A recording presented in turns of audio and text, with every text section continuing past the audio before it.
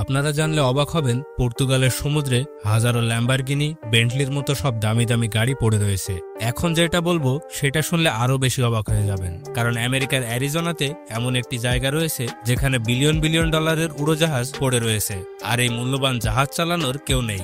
এছাড়াও সাউথ ক্যারোলিনাতে এমন একটি ট্রেন রয়েছে যেটি সমুদ্রের মাঝে ফেলে দেওয়া হয়েছে। কিন্তু কেন? স্বাগতম এক্সপ্লেনেশনের আরেকটি রহস্যময় এপিসোডে। আজকের ভিডিওতে আমরা জানবো পুরো পৃথিবীতে নষ্ট হয়ে যাওয়া এমন সব মেগা প্রজেক্টগুলো সম্পর্কে, যে প্রজেক্ট তৈরিতে মিলিয়ন নয় বরং বিলিয়ন ডলার খরচ করা হয়েছে। ভিডিওটি শেষ পর্যন্ত দেখার অনুরোধ রইল, আর যারা আমাদের চ্যানেলে নতুন তারা অবশ্যই চ্যানেলটি সাবস্ক্রাইব করুন। যদি পৃথিবীর সব থেকে দামি জিনিসের কথা বলি তাহলে এদের মধ্যে এয়ারক্রাফট অন্যতম। এখন আমি আপনাদেরকে পৃথিবীর এমন একটি জায়গার কথা বলবো যেখানে কোটি কোটি টাকা মূল্যের প্লেনকে আবর্জনার মতো ফেলে রাখা হয়েছে। যে জায়গাটিকে এখন দেখতে পাচ্ছেন এটি অ্যারিজোনাতে অবস্থিত। জায়গাটি তৈরি করা হয়েছিল 1946 সালে। এই জায়গাটির নাম হচ্ছে ডেভিস মাউন্টেন এয়ারফোর্স বেস। এখানে অবাক করা বিষয়টি হচ্ছে এই জায়গাতে 4000-এর বেশি মিলিটারি এয়ারক্রাফট পরিত্যক্ত অবস্থায় পড়ে আছে। আমেরিকাতে যদি কোনো মিলিটারি এয়ারক্রাফট খারাপ হয়ে যায় কিংবা আউট অফ সার্ভিস হয়ে যায় তাহলে সেগুলোকে এই জায়গায় শিফট করে দেওয়া হয়, আর সেগুলো এখানেই পড়ে পড়ে নষ্ট হতে থাকে। এখানে দামি দামি ফাইটার জেট থেকে শুরু করে অনেক মিলিটারি এয়ারক্রাফট রয়েছে, আর এগুলোর মূল্য হচ্ছে 34 মিলিয়ন ডলার।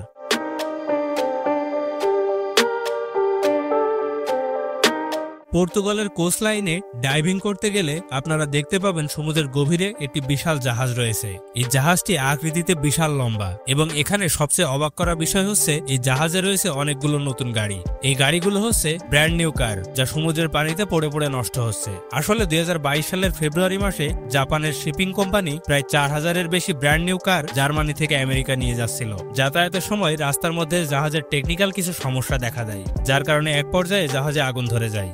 রেস্কিউ টিমের সাহায্যে জাহাজে থাকা মানুষদেরকে জীবিত উদ্ধার করা হয়, কিন্তু 4000 গাড়ি সহ জাহাজটি পানিতে ডুবে যায়। আপনার কাছে হয়তো অবিশ্বাস্য মনে হবে, কিন্তু এটা সত্যি যে এই জাহাজে ল্যাম্বরগিনি, বেন্টলি, মার্সিডিজ এবং পোর্শের মতো বিলাসবহুল সব গাড়ি রয়েছে। এই গাড়িগুলোর মূল্য হচ্ছে 483 মিলিয়ন ডলার। এছাড়া যে জাহাজটি ডুবে গিয়েছিল সেটির মূল্য প্রায় 240 মিলিয়ন ডলার। এতগুলো দামি গাড়ি একসাথে ডুবে যেতে দেখলে যে কোনো মানুষেরই হার্ট অ্যাটাক হয়ে যাবে। তাহলে এবার ভাবুন ওই কোম্পানির মালিকের কি অবস্থা হয়েছিল।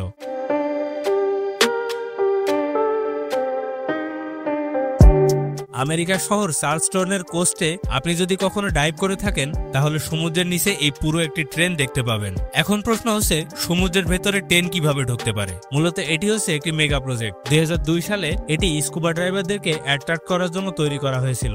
সেখানকার সরকার প্রায় অর্ধ শতাধিকেরও বেশি ট্রেনের বগি সমুদ্রের নিচে ফেলে দেয়, যাতে করে সেখানে স্কুবা ড্রাইভার ট্রেনগুলোকে গবেষণা করার জন্য আসে। এই ট্রেনগুলোর মধ্যে বিভিন্ন সামুদ্রিক গাছপালা দিয়ে সাজানো হয়েছিল। এমনকি ট্রেনের ভেতরে সামুদ্রিক মাছগুলোর জন্য খাবারের ব্যবস্থাও করা হয়েছিল, যাতে করে ট্রেনের ভেতরে মাছগুলো বেশি বেশি আসে, আর এটি একটি ন্যাচারাল প্লেসে পরিণত হয়। সরকার এই প্রজেক্টে লক্ষ লক্ষ ডলার ব্যয় করেছিল, কিন্তু এত ডলার ব্যয় করার পরেও প্রজেক্টটি ব্যর্থ হয়, কারণ ওই জায়গাটি এতটাই বিরক্তকর হয়ে যায় যে স্কুবা ডাইভার তো দূরের কথা, মাছেরাও এখানে আসে না। এই কারণে প্রজেক্টটি ব্যর্থ হয়ে যায়, আর সবগুলো ট্রেন সেখানে অবহেলিত অবস্থায় পড়ে থাকে।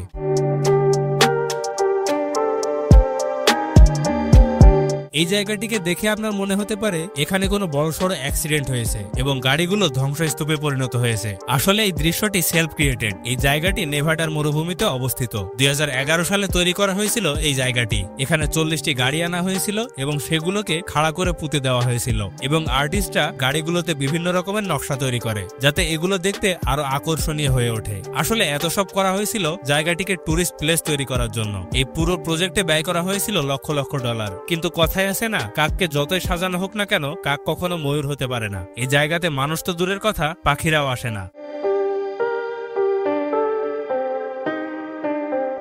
এখন যে কংক্রিট স্ট্রাকচার দেখতে পাচ্ছেন এটি আমেরিকাতে অবস্থিত, আর এটি হচ্ছে একটি স্পেস টেলিস্কোপ। বিভিন্ন গ্রহ এবং উপগ্রহের উপরে রিসার্চ করার জন্য 1963 সালে এটি তৈরি করা হয়েছিল, আর এটি ছিল সেই সময়কার সবথেকে বড় টেলিস্কোপ। এটি তৈরি করা থেকে শুরু করে ব্যবহারযোগ্য পর্যন্ত কোটি কোটি ডলার ব্যয় করা হয়েছে। এটিকে বিভিন্ন কাজে ব্যবহার করা হতো, কিন্তু 2017 সালে একটি ভয়ঙ্কর দুর্যোগের কারণে টেলিস্কোপটি ক্ষতিগ্রস্ত হয়। পরবর্তীতে আমেরিকান সরকার এটিকে আবার ব্যবহারযোগ্য করে তোলে। এটিকে আগের মতো ঠিক করে তুলতে আবারও লক্ষ লক্ষ ডলার এর পিছনে ব্যয় করা হয়। এরপর 2022 সালে হঠাৎ করে টেলিস্কোপটির মাঝখানে একটা স্ট্রাকচার নষ্ট হয়ে যায়, যার ফলে টেলিস্কোপটি পুরোপুরি ধ্বংস হয়ে যায়। বর্তমানে এটি অব্যবহারযোগ্য হয়ে পড়ে আছে।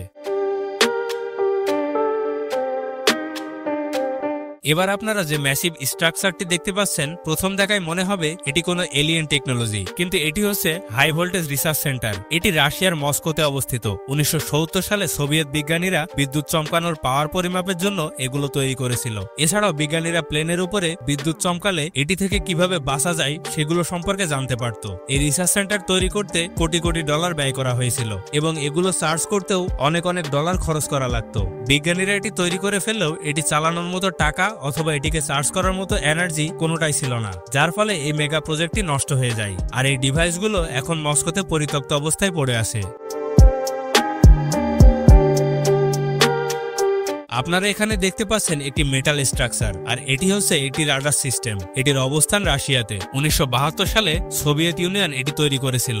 লম্বাতে এগুলো 500 ফুটেরও বেশি এবং এটি 23 কিলোমিটার চওড়া। এগুলো মিসাইল ডিটেক্ট করার কাজে ব্যবহার করা হতো। এগুলো এতটাই পাওয়ারফুল ছিল যে 25,000 কিলোমিটার দূর থেকে মিসাইল ডিটেক্ট করে ফেলতো। কিন্তু 1986 সালে হঠাৎ করে এটিতে টেকনিক্যাল ফল্ট দেখা দেয় আর এটি বিস্ফোরিত হয়ে যায়। সোভিয়েত ইউনিয়ন অনেক ডলার খরচ করে এটি তৈরি করেছিল, কিন্তু এটি ধ্বংস হয়ে যাওয়ার পর এটির ক্ষতি তারা আজও পূরণ করতে পারেনি। এছাড়া এটি ধ্বংস হওয়ার পর যে রেডিয়েশন ছড়িয়েছিল সেটি আশেপাশের এলাকাকে পুরো ধ্বংস করে ফেলেছিল। এর রেডিয়েশনের প্রভাব আজও এলাকাগুলোতে দেখা যায়, আর বর্তমানে এই জায়গাটিতে কোনো সাধারণ মানুষ যেতে পারে না। আজকে এ পর্যন্তই। দেখা হবে আরেকটি লজিক্যাল এপিসোড নিয়ে। ততক্ষণ পর্যন্ত ভালো থাকবেন, সুস্থ থাকবেন, আর এমন সব অজানা রহস্য জানতে আমাদের চ্যানেলটি সাবস্ক্রাইব করবেন।